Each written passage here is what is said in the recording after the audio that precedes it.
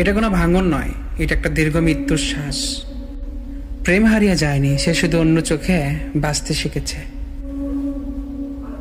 আমাদের মাঝে এখন তৃতীয় জনের ছায়া নয়, বরং তৃতীয় জনের অস্তিত্ব নিজের এক শক্ত দেওয়াল হয়ে গেছে। দেওয়ালটা কাচের, সেজন্য হয়তো আমি সব দেখতে পাই। আমি দেখি তোমার আঙ্গুল আমার হাতে থেকেও অন্য কারো বার্তার অপেক্ষায় কাঁপে। আমি দেখি তোমার দু চোখ আমার দিকেই তাকাচ্ছে, কিন্তু তোমার মনের পৃথিবীটা এখন তৃতীয় জনের দখলে। তোমার দেহটা আমার মাঝে থাকলেও কিন্তু তোমার সত্তাটা বহু মাইল দূরে। আসলে কষ্টটা শুরু হয়েছে সেই দিন, যেদিন তুমি আমাকে স্পর্শ করেও আমার উষ্ণতা অনুভব করতে পারলে না। সেই দিন যখন রাতে পাশ ফিরেও তুমি আমার অস্তিত্বকে অপেক্ষা করতে পারলে না। আজ রাতগুলোতে তোমার ঘুম ভেঙে যায় অন্য কারো কথা ভেঙে। আমি জানি তুমি হাসো অন্য কারো পাঠানো ছবি দেখে, আর সেই হাসিটা আমাকে দেখানোর জন্য নয়। আমাদের সম্পর্কটা আজ একটি পূর্ণ আসবাবপত্রের মতো, ফেলে দেওয়া যায় না কারণ তাতে অনেক স্মৃতি জড়িয়ে আছে, কিন্তু ব্যবহারও করা যায় না কারণ অন্য একটা নতুন আসবাব তার জায়গাটা নিয়ে নিয়েছে। আমরা পাশাপাশি শুয়ে থাকি, দুজনের মাঝে শূন্যতা, অনেক দূরত্ব, অনন্ত মরীচিকা। আমি আমার দিক থেকে কাঁদি, তুমি তোমার দিক থেকে। আমার কান্নাটা আমার ভালোবাসার মৃত্যুতে, আর তোমার কান্না করাটা সেই ভালোবাসার মানুষকে অবহেলা করেছ এই কারণে, সেই অনুশোচনায় যা তোমাকে মুক্তি দিতেও দেয় না, আবার কাছে ফিরে আসতেও দেয় না। আমাদের জীবনের সবচাইতে বড় মর্মান্তিক সত্য জানেন কি? আজ তুমি সবকিছু হারিয়ে একা, আর আমি সবকিছু হারিয়ে তোমার পাশে আছি। আমার কষ্ট সহজ নয়, আমার কষ্ট হলো আমি তোমার চোখের সামনে ধীরে ধীরে অপ্রাসঙ্গিক হয়ে গেলাম। আমি তোমার হাত ধরে দাঁড়িয়ে আছি, অথচ তুমি ভাবছো তৃতীয় জনের সঙ্গে দেখা হলে কেমন হতো। আমাদের এই বন্ধনটা কেবলই মাত্র এখন জীবন্ত মিথ্যা। বাইরের পৃথিবী হাততালি দেয়, আর আমি ভিতরে ভিতরে তোমার সেই পুরনো ভালোবাসা প্রতিনিয়ত কবর দেই। সম্পর্কটা মরে গেছে, কিন্তু তার লাশটা আমার কাঁধে, আর সেই লাশ বয়ে বেড়ানোর কষ্টটাই হলো আসল কষ্ট। তৃতীয় জন চলে গেলেও সেই লাশটা থেকেই যায়, কারণ তুমি আর কখনো সেই পুরনো তুমি হতে পারবে না। আমরা ছিলাম একটা পুরনো লাইব্রেরি ঘরের মতো, যেখানে প্রতিটি বইয়ের পাতা প্রতিটি থাকে গোছানো ছিল ঠিক জীবনটার মতো। আমরা জানতাম কোন সিটির বইটা কোথায় রাখা আছে, কখন সেটাকে ধুলো ঝেড়ে পড়তে হবে। এটাই ছিল আমাদের ছোট্ট পূর্ণতার জগৎ। তারপরে এলো নায়ক, তৃতীয় জন। সে দরজা ভেঙে বা চিৎকার করে আসেনি, সে এসেছিল এক নীরব পাঠক সেজে। সে এসে এমন কিছু পুরনো বইয়ের খোঁজ করতেছিল যেগুলো তুমি আমার কাছে লুকিয়ে রেখেছ। প্রথমে তুমি বলতে সে শুধু একজন নতুন বন্ধু, প্রথম সহকর্মী। আমিও বিশ্বাস করেছিলাম, কারণ আমার পৃথিবীটা বিশ্বাসের পাটাতনে বাঁধা। আমি জানতাম না সেই বন্ধুত্ব আমার জীবনে সব থেকে বড় ভূমিকম্প হতে চলেছে। আসল তছনছটা শুরু হলো তোমার চোখের রং বদলে যাওয়ায়। যে চোখ একসময় আমার দিকে তাকালে গভীর শান্তি খুঁজত, সেই চোখ এখন দ্রুত সরে যায়, যেন আমার মুখ দেখলে তুমি অপরাধী বোধ করছো। তোমার স্পর্শের উষ্ণতা কমে আসছিল, আর সেই শূন্যতা পূরণ করতেছিল তোমার মোবাইলের স্ক্রিনে থাকা এক শীতল নীল আলো। তুমি যখন গভীর রাতে ঘুমিয়ে যেতে, আমার কাজ ছিল কঠিন তোমার শান্ত মুখের সেই তৃতীয় জনের কোনো ছাপ আছে কিনা তা খুঁজে বের করা। আমি দেখতাম তোমার ঠোঁটের কোণের হাসি, আর সেই হাসি আমার জন্য নয়, আমি জেনেও চুপ থাকতাম। সে নীরবতা আমার জীবনটাকে ভিতরে ভিতরে খেয়ে নিচ্ছিল। এক রাতে তুমি সত্যটা বললে না, কিন্তু তোমার চোখ বলল। তুমি বললে আমি এখন আর আগের মতো নেই।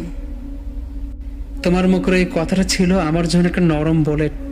সেই কথাটা যেন আমার নরম বুকে আঘাত করলো।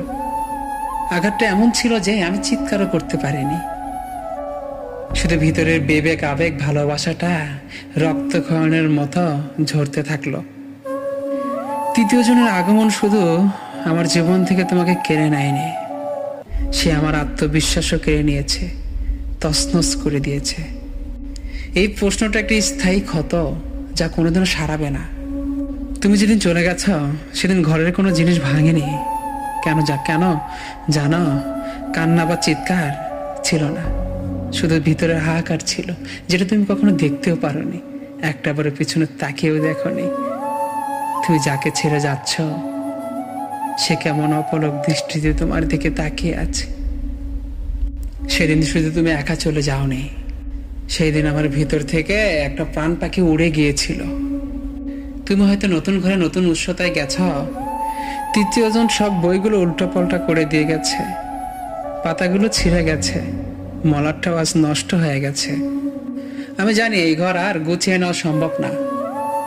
আমার স্মৃতি, আমার আস্থা, আমার ভবিষ্যৎ সবই এখন তছনছ, ছিন্ন বিচ্ছিন্ন। আমি বেঁচে আছি শুধু শেষ ভাঙা দেওয়ালের শেষ সাক্ষী হয়ে। এটাই হলো সেই জীবন যা তৃতীয় জনের পদচিহ্নে চিরতরে বদলে গেল। এক নীরব, নরম, কষ্টদায়ক পরিস্থিতি। এটাই হলো সেই জীবন যা তৃতীয় জনের পদচিহ্ন চিরতরে বদলে গেল। এক নীরব, নরম, কষ্টদায়ক পরিস্থিতি, যেটার জন্য কে দায়ী? আমি না তুমি? হয়তো আমিই হব, কারণ সব সম্পর্ক ভেঙে যাওয়ার জন্য 80% ছেলেরাই দায়ী হয়। মেয়েদের জীবনে তো কোনো দোষ থাকে না। আচ্ছা, তোমার কি মনে পড়ে প্রথম দিনের কথা? আমাদের সম্পর্কটা নদীর মতো ছিল। দুপাশ থেকে আমরা দুজন হেঁটে এসেছিলাম। মাঝখানের নদী, আর তীরে ছিল শুধু আমাদের দুজনের পায়ের ছাপ। আমরা জানতাম সেই জল কখনো শুকাবে না, আর এই পথ কখনো শেষ হবে না। কিন্তু তুমি ভুলে গেছ, নদী শুকিয়ে না গেলেও অন্য কোনো স্রোত এসে তার গতি বদলে দিতে পারে। সেই অন্য স্রোত হলো তৃতীয় জন। সে শুধু আমার জীবনে আসেনি, সে এসে আমার জীবনের সবটুকু রং শুষে নিয়েছে। সে আমাকে জীবিত থাকার অধিকার থেকে বঞ্চিত করেছে। তৃতীয় জন যখন তোমার জীবনে এলো, সে শুধু তোমার হাত ধরেনি, সে আমার হাতে বেঁধে থাকা তোমাকে হারানোর ভয়টাকেও পাকাপোক্ত করে দিয়ে গেছে। সেই ভয়টা এখন আমার স্থায়ী সঙ্গী, আমার নিঃশ্বাসের সাথে মিশে আছে। আমার প্রতিটা স্বপ্নে সেই ভয় এখন একমাত্র অতিথি। সবচেয়ে বড় কষ্টটা হলো, তুমি আমাকে ঠকাতে গিয়ে নিজেকে নির্দোষ প্রমাণ করার চেষ্টাটাও করোনি। তুমি আমাকে দেখলে তোমার মুখে এক গভীর ক্লান্তি, যেন আমার উপস্থিতি তোমার জন্য এক বিশাল বোঝা। এই বোঝাটা আমি নামাতেও পারি না। নামালেই তোমার মুক্তি আর আমার শূন্যতা।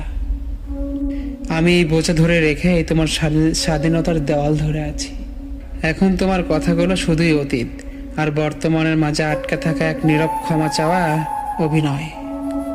তুমি জানো, আমি তোমাকে কখনোই ক্ষমা করতে পারবো না। তুমি শুধু অপেক্ষা করো, কখন আমি নিজেই ভেঙে টুকরো হয়ে যাই, যেন তোমার সরে যাওয়াটা, চলে যাওয়াটা একটা সহজ নিয়তি হয়ে যায়। আমি এখন তোমার দিকে তাকাই না, তাকাই আমার জীবনে সেই পুরনো দিনগুলোর দিকে, যখন আমি সম্পূর্ণ ছিলাম। আর এখন তুমি আমার পাশে বসে থাকো, কিন্তু আমার ভিতরটা ফাঁকা, শূন্য। ভিতরের সবটুকু আলো লিভিয়ে দিয়েছে। সেই শূন্যতার মধ্যে আমি কেবল নিজের পুরনো প্রতিশ্রুতি খুঁজে ফিরি। এই সম্পর্কটা যেন আমার কাছে এক ভালোবাসার অপমানের প্রতিধ্বনি। প্রতিটি নীরবতা, প্রতিটি অসম্পূর্ণ উত্তর সবকিছু প্রমাণ করে দেয় যে আমি অপরাজিত।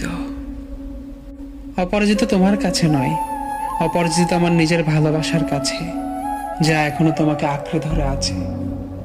আর সেই আঁকড়ে ধরাটা এখন আমার জীবনের সবচেয়ে বড় দুর্বলতা। তুমি হয়তো ভাবছো যে আমি তোমার মুক্তি চাই না, কিন্তু আমি চাই এই জীবন্ত যন্ত্রণা থেকে আমরা দুজনেই মুক্তি চাই। কারণ তোমার এত ছোট ছোট কথা, মিথ্যা বলা, এই লুকোচুরি, আমার হৃদয়ের প্রতিটি কোষে পচন ধরাচ্ছে। আমি ধীরে ধীরে তোমার দেওয়া অবহেলা পেতে পেতে পচে যাচ্ছি। তুমি সেটা দেখছো। এটাই তো আসল শান্তি। ধীরে ধীরে নীরবে আত্মদহন। তুমি কি জানো আমি এখনো কেন তোমার পাশে থাকি? কারণ এতটুকু মিথ্যা সান্ত্বনা ছাড়া আমার আর কোনো আশ্রয় নাই। এইবারের দেওয়াল আর এই বিছানা এরা এখনো আমাদের দুজনের নাম জানে। আমি তাদের মুখ থেকে এই নামটা কেড়ে নিতে পারি না। আমি তাদের মৃত্যুটাকে দীর্ঘায়িত করতে চাই। কিন্তু তৃতীয় জনের আগমন আমাকে শিখিয়ে দিল দেওয়াল আর বিছানা হয়তো নামটা মনে রেখেছে, কিন্তু মানুষের মন ভুলে যেতে এক মুহূর্ত সময়ও লাগে না। আর সেই ভুলে যাওয়ার সাক্ষী হওয়াটা হলো মৃত্যুর চেয়েও বেশি কষ্টকর। আমি প্রতিদিন সেই সাক্ষীটাই দেই। আমি মরে গেছি, কিন্তু আমার আত্মা এখনো তোমার পাশে দাঁড়িয়ে আছে। শুধু তোমার নতুন জীবনের পথে কাটা হয়ে থাকার জন্য নয়, বরং তোমার দিকে অপলক তাকিয়ে এই সত্যটা জানার জন্য। এটা বলার জন্যই তাকিয়ে থাকি যে তোমার জন্য আমার পুরো জীবন মরে গেছে। তুমি জানো আমি আর হাসতেও পারি না, কাঁদতেও পারি না, শুধু বেঁচে থাকার অভিনয় করি। এই অভিনয়টাই আমার অবশিষ্ট জীবন। আর তোমার অপরাধ বোধ সেটাও একদিন ফুরিয়ে যাবে। সেই দিন তুমি আমাকে মুক্তি দেবে। কিন্তু মনে রেখো, আমি যে ক্ষত নিয়ে চলে যাব, সেই ক্ষত তোমাকে সারা জীবন তাড়া করে বেড়াবে। সেটাই হবে এই অপমানের প্রতিধ্বনি, যা তোমার হৃদয়ে চিরকাল বাঁচতে থাকবে। তুমি তখন বুঝবে হারানোর যন্ত্রণা কেমন হয়। যখন কেউ বেঁচে থেকেও মরে যায়, এই তৃতীয় জন নামধারী মানুষ আমার জীবনটাকে চিরতরে শেষ করে দিয়েছে।